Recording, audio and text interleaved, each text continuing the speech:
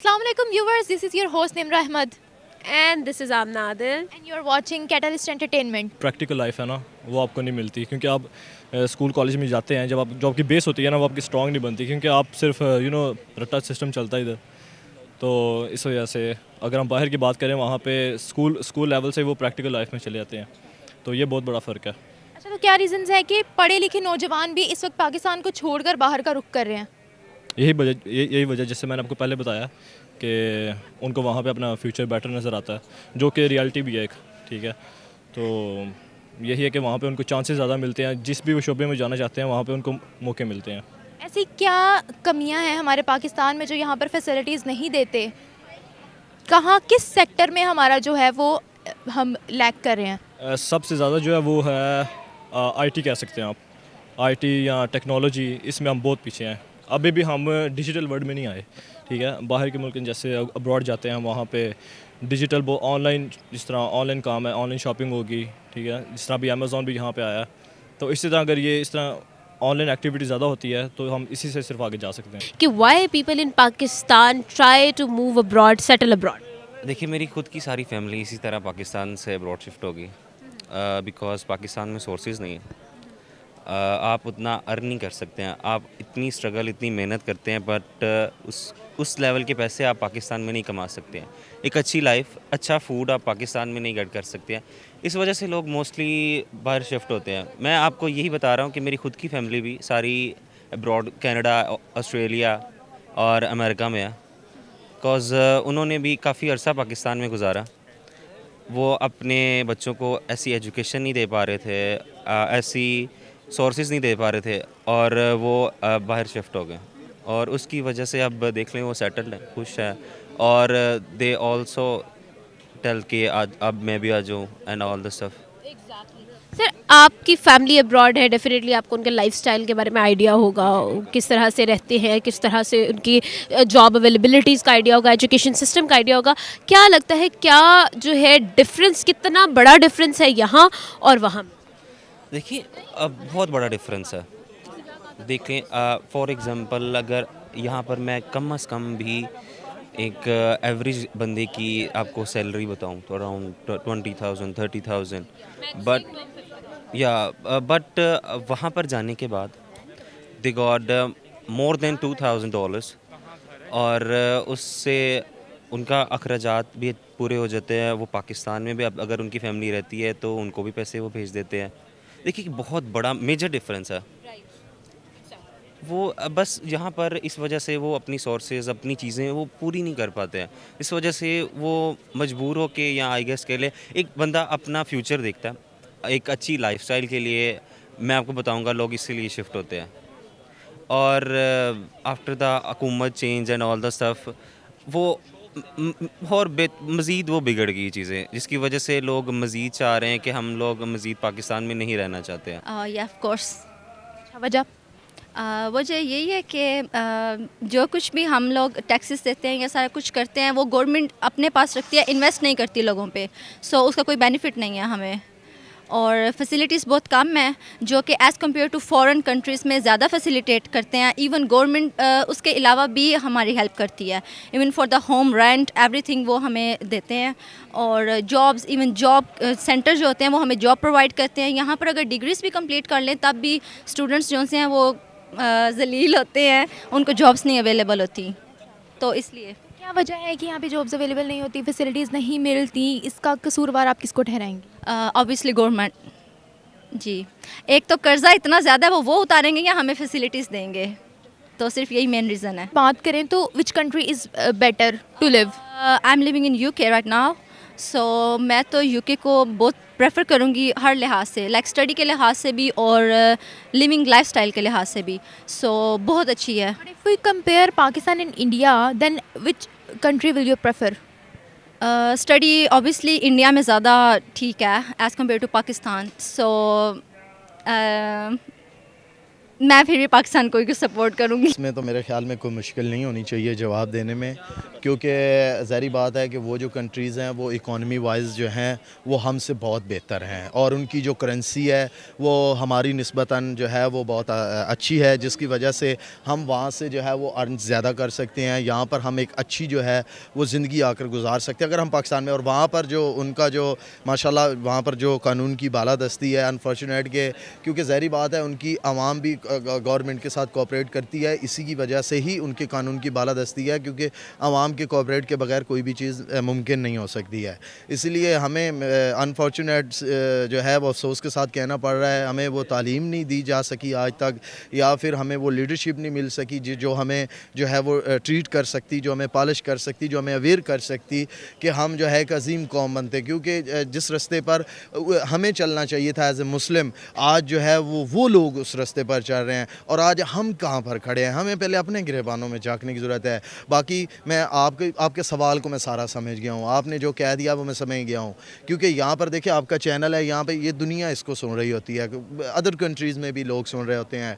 मेरे मुल्क पाकिस्तान जैसी ज़मीन कहीं पर नहीं है, जो सहूलियात यहाँ पर हैं मेरे मुल्क से कहीं नहीं है। ये अलग बात है कि हमारी लीडरशिप ने कदर नहीं की और हमारी आवाम थोड़ी सी गाफिल है, क्योंकि हम जो है बड़ा हासिल करने के चक्करों में लगे हुए हैं। हम जो है ना घर में जो सोना पड़ा है ना, जिससे हम देखें, मुझे एक सवाल का जवाब दें, क्या ब्रॉड में गंदम उगती है, चावल उगते हैं? क्या वहाँ पर आपको जो है वो ये चीज़ें मिलती हैं आपको जो ज़रूरियात ज़िंदगी हैं, ये मिलती है? नहीं मिलती ना।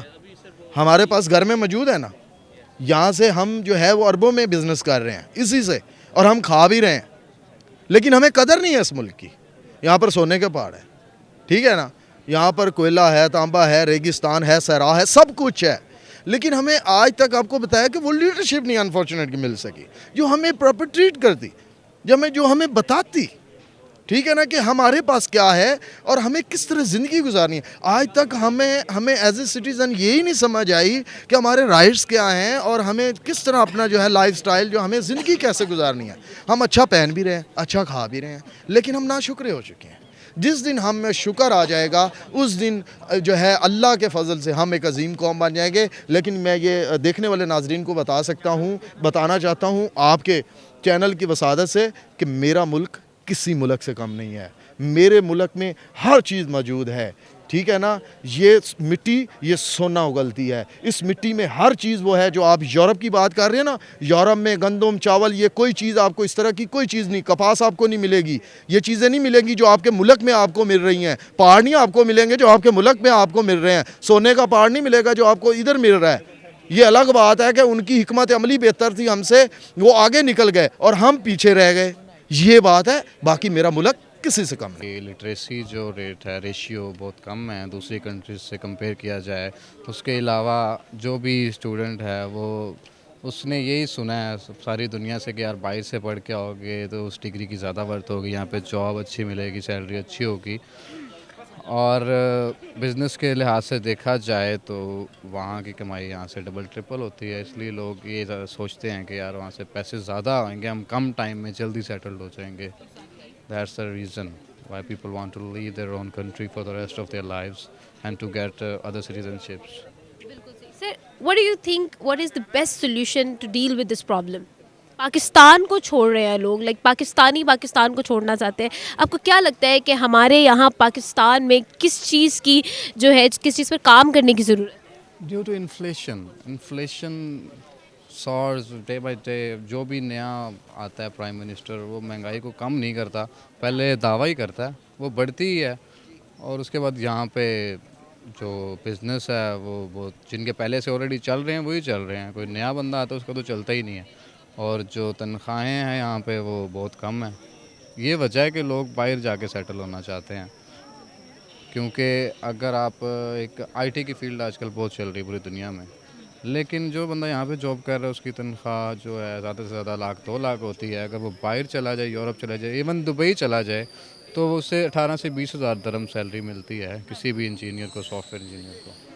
तो यही वजह है, अगर इसको रोकने का यही ज़रिया है कि हुकूमत जो है वो महंगाई को कम करे।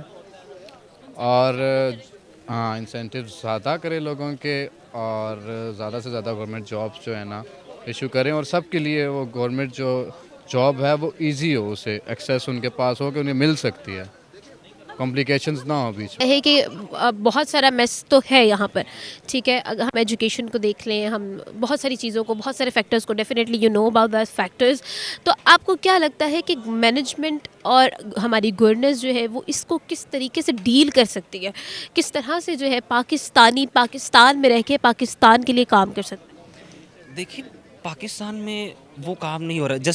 Just couple of year back जब कोरोना बहुत ज़्यादा बढ़ गया था, मेरी सारी फैमिलीज़ में $1,000 ना उन्होंने बांटा था, डोनेट किया था। वो मेरी कज़न्स थी, उनके नाम पे भी।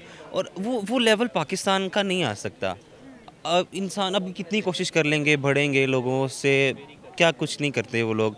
बट हुकूमत भी कोशिश करती है, लेकिन जो पास्ट गुजर गया है पाकिस्तान का, जिस हाल तक पाकिस्तान अब आ चुका है, the corruption and all the stuff, वो उस वजह से बहुत फंस चुका है पाकिस्तान। देखें, उन्होंने एक चीज़ ईजाद की है जो आज हम सब के हाथ में थमा दी है उसने, जिसका नाम है सेल फ़ोन, मोबाइल फ़ोन, जिसमें आप कहीं पर भी बैठकर आप दुनिया देख सकते हैं। बेसिकली ये जो चीज़ बनाई गई है, ये इसके बहुत सारे फ़वाइद हैं, नुकसानात भी हैं, लेकिन हम किस तरफ जा रहे हैं? हम फ़वाइद की तरफ नहीं जा रहे हैं। हाँ, जो लोग अवेयर हैं, जिन लोगों के पास नॉलेज है, वो लोग इससे फ़ायदा उठा रहे हैं, टेक्नोलॉजी से फ़ायदा उठा रहे हैं।